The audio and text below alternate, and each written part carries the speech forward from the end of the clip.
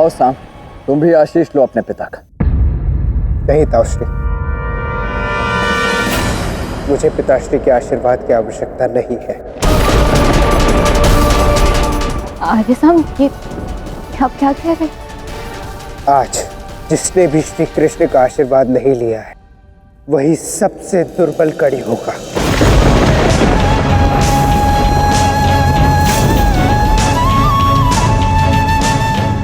अब मैं अपनी द्वारका के लिए, अपनी प्यारी माताओं के लिए और अपने पिता के लिए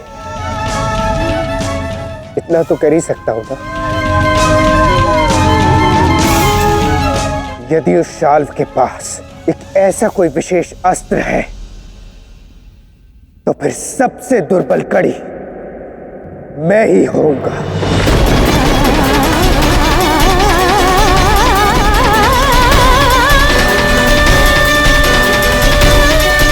और अब यही निश्चित हुआ।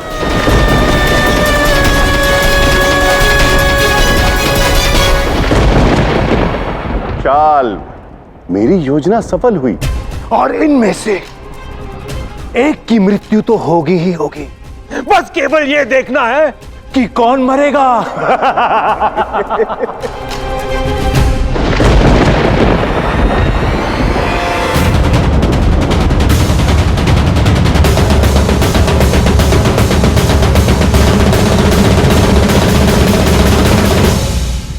साम, आज मुझसे आशीर्वाद ना लेकर तुमने स्वयं को सबसे दुर्बल कड़ी बना दिया है।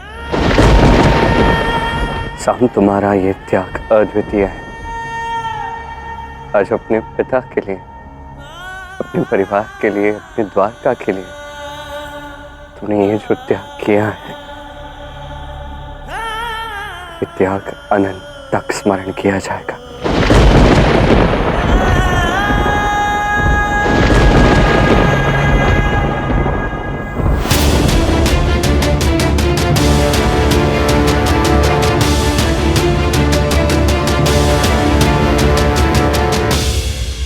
आचार्य, आपने तो कहा था युद्ध में जो लड़ने आएगा उस पर निर्भर करता है कि सबसे दुर्बल कड़ी कौन बनेगा, मृत्यु किसकी होगी। देखिए, सारे यदुकुल के योद्धा आपके सामने खड़े हैं। तो बताइए, किस पर चलाऊं महादेव का ये अस्त्र? कौन है वो सबसे दुर्बल योद्धा जो द्वारिका आज नहीं लौटेगा, जो नरकगामी होगा? कौन है वो?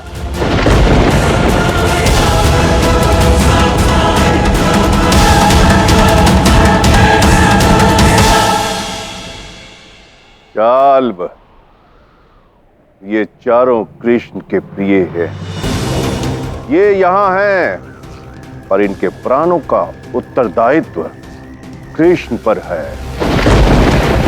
और जब इनमें से किसी एक की मृत्यु होगी, जब 4 में से 3 द्वारिका लौटेंगे, सारी द्वारिका, सारा परिवार, समस्त यदुकुल कृष्ण को कोसेगा। इतना ही नहीं, कृष्ण स्वयं अपने आप को भी कोसेगा। किसी से भी दृष्टि नहीं मिला पाएगा वो। सांसें तो चल रही होंगी उसकी, पर उसका मान, सम्मान, लज्जा, प्राण, शरीर छोड़ देंगे। आचार्य, इससे प्रिय शब्द आज तक मैंने कभी सुने ही नहीं। केवल इतना बताइए कि किस योद्धा पर साधूं कि ये अस्त्र सफल हो, किसके प्राण लूं मैं?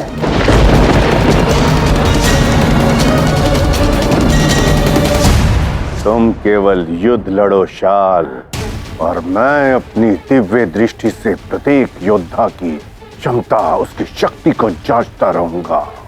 जैसे ही मुझे सबसे अधिक दुर्बल योद्धा दिखेगा, तब तुम उस पर अस्त्र चलाना। उचित कहा गुरुदेव। मैं ये युद्ध लड़ूंगा, परंतु मेरी एक आंख आप पर ही होगी। आपके संकेत की प्रतीक्षा होगी मुझे।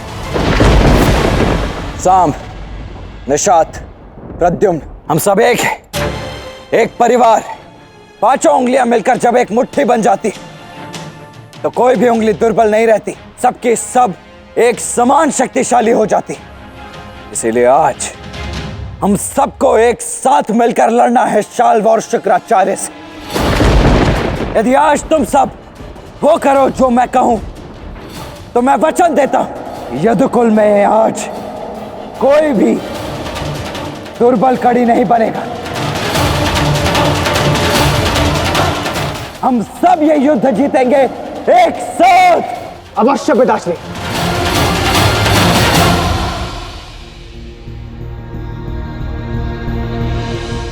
लक्ष्मणा,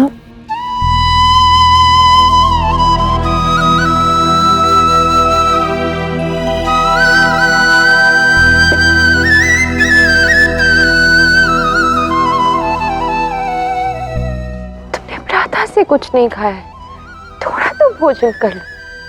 भोजन?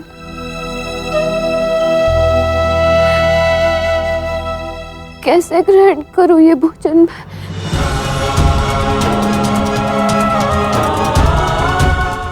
श्री राधा आर्य सब सुरक्षित लौट आए, इसके समाचार जब तक इन कानों तक नहीं पहुंचते, मैं अन्न का एक कण भी अपने गले से नहीं उतार पाऊंगी। सब सज्ज हो जाओ।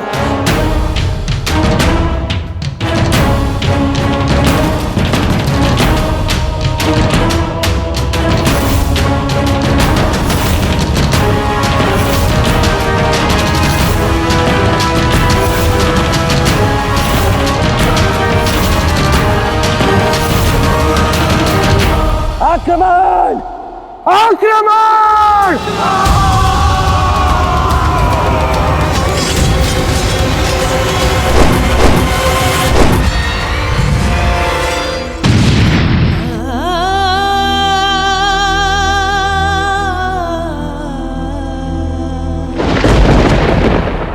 अपने लिए ना सही, अपनी संतान के लिए तो खा लो।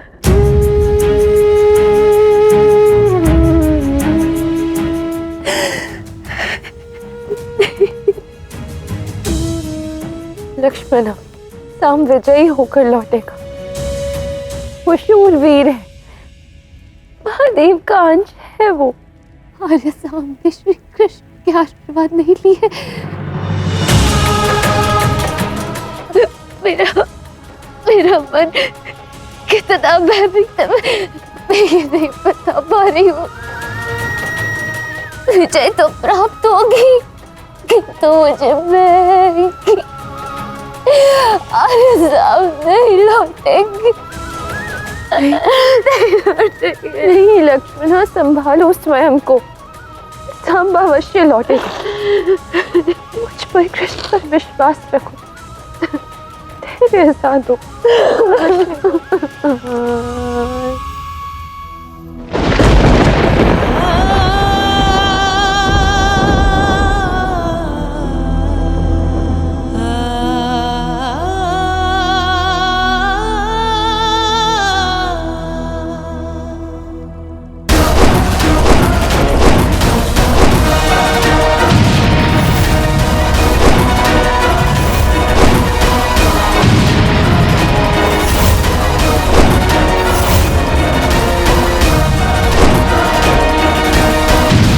इसी प्रकार एक साथ मिलकर लड़ना है हमें। स्मरण रहे, एक साथ, समान गति से, समान शक्ति से।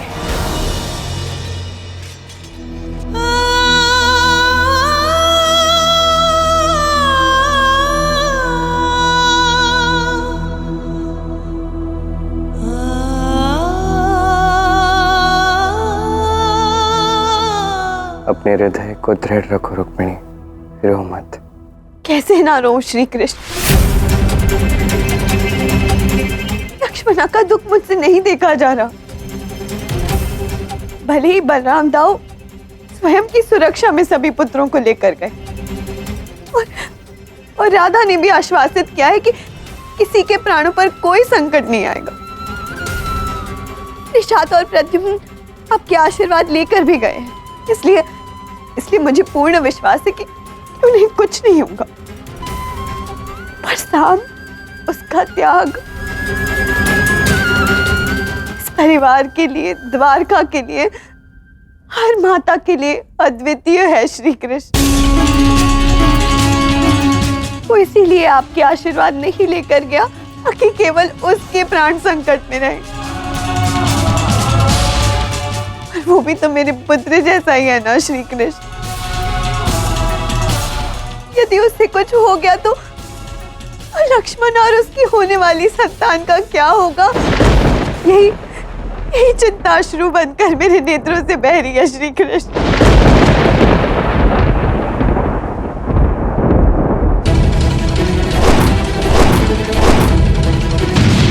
आचार्य कुछ कीजिए, ये चारों योद्धा मुझ अकेले पर बरस रहे हैं। अधिक समय तक मैं इनसे लड़ नहीं पाऊंगा।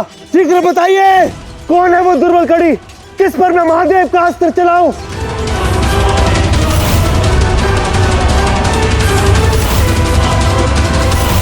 चाल अभी सभी समान शक्तिशाली हैं। तुम सबके साथ एक साथ मत लड़ो, केवल एक योद्धा पर आक्रमण करो। पहले इनकी एकता को तोड़ना होगा हमें। तुम अपने अस्त्र और शस्त्र केवल साम पर ही चलाओ।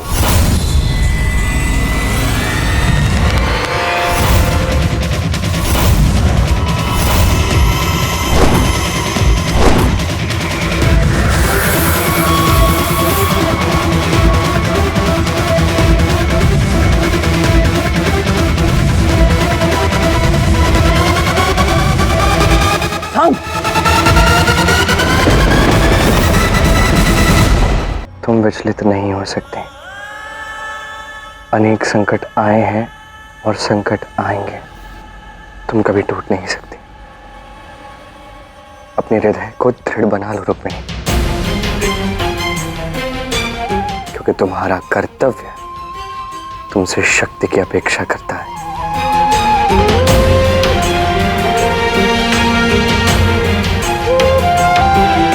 आप उचित कह रहे हैं श्री कृष्ण। मैं प्रयास करूंगी।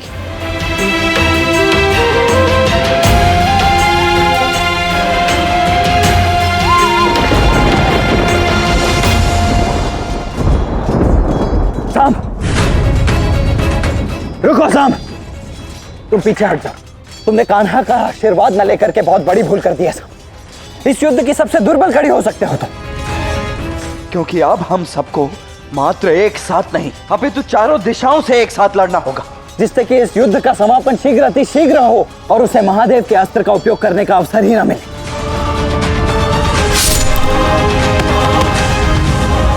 सैनिकों, पिताश्री वो देखिए, शायद अपनी सेना से स्वयं को सुरक्षित कर रहा है।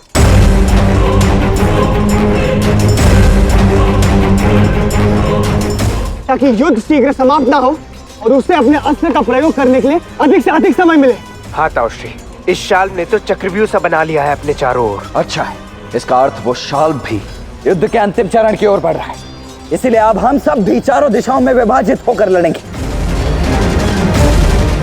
किंतु स्मरण रहे, आक्रमण हम एक साथ ही करेंगे। निषाद, तुम उत्तर दिशा की ओर जाओ। प्रद्युम्न, दक्षिण दिशा में सबसे अधिक सैनिक हैं, इसीलिए वहीं जाकर तुम समस्त सैनिकों को परास्त करते हुए शाल पर आक्रमण करोगे। नहीं ताऊश्री, आप ऐसा नहीं करेंगे, क्योंकि मैंने संकल्प लिया है वीर गति को प्राप्त करने का। इसलिए आप मुझे वहीं भेजेंगे जहां सबसे अधिक सैनिक है। कदापि नहीं साम, तुम्हारे प्राणों पर संकट सबसे अधिक है, इसीलिए जैसा मैं कह रहा हूं वैसा ही करो साम। पश्चिम दिशा की ओर जाकर लड़ो और इस पूर्व दिशा को मैं संभालता हूं। जाओ। जो आज्ञा सेनापति। प्रद्युम्न,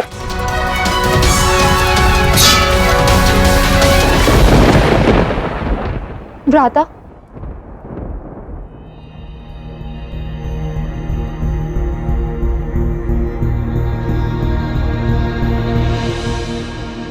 आपका कर्म मेरी समझ के परे है भ्राता।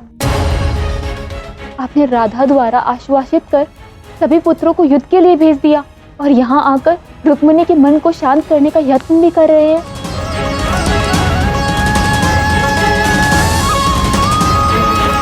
सुभद्रा, इस स्थान पर इस समय में अपना कर्म ही कर रहा हूँ, विश्वास कर। भ्राता, मैं आपको गहराई से समझती हूँ। यदि कृष्ण पुष्प सा कोमल है तो शीला के समान कठोर भी है।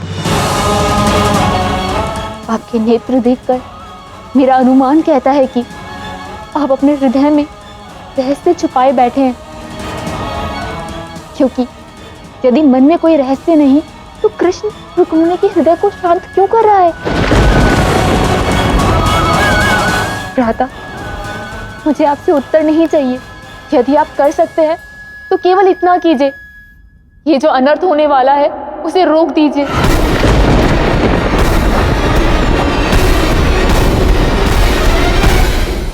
प्रद्युम्न, प्रद्युम्न, तुम्हें मेरी सौगंध, इतना बड़ा संग्राम तुम नहीं लड़ोगे।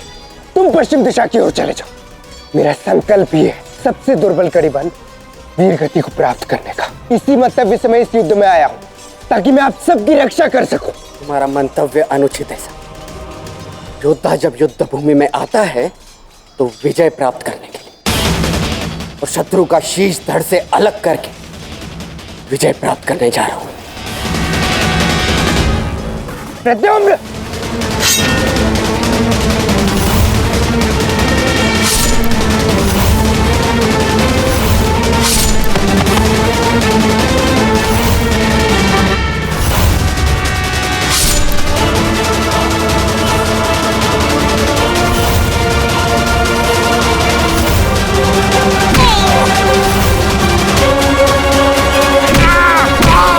बलराम, मुट्ठी बनाकर लाए थे ना तुम सब लोगों को, एक एक उंगली को अलग कर दिया।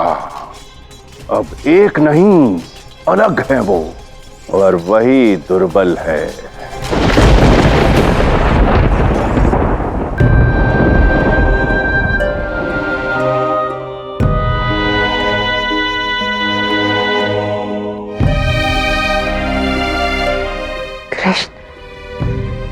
लक्ष्मण, रेवती, रुक्मिणी, सभी को लग रहा है कि किसी की मृत्यु होने वाली है। क्या उन्हें तुम पर विश्वास नहीं है?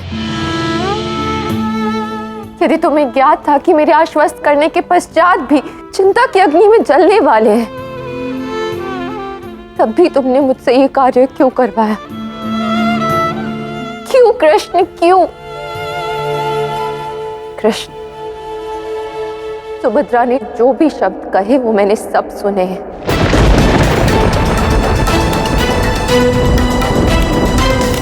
कहो कृष्ण, क्या सत्य में तुम्हारे हृदय में कोई रहस्य है जो तुम सबको बता नहीं रहे हो?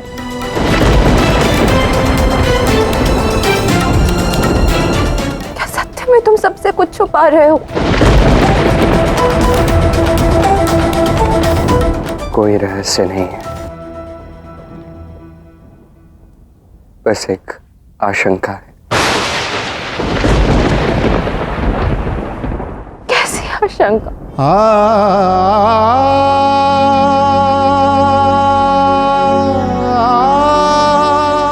कृष्ण, नहीं दोगी उत्तर?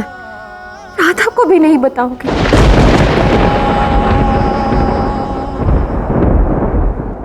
तुम मौन रहकर उचित नहीं कर रहे हो, पर मैं उचित कर्म करूंगी। भले ही मैं तुम्हारे मन की बात तुमसे निकलवा नहीं पाई, पर तुम्हारे ही अश्रु राधा ही पहुंचेगी।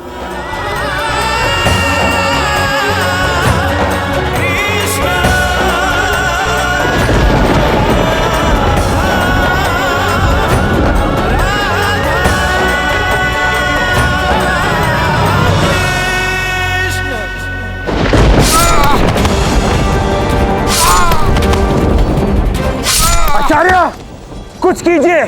कैसे ये योद्धा हमारे सैनिकों पे हावी हो रहे हैं? अब आप मुझे शीघ्र बताइए, किस पर आक्रमण करूं?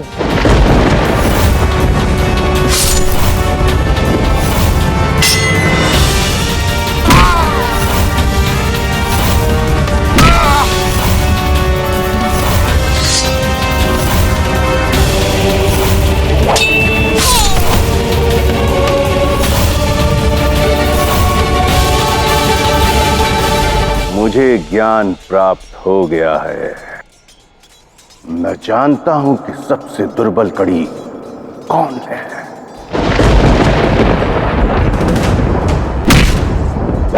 अब उसकी मृत्यु का और कृष्ण के पतन का समय आ गया है।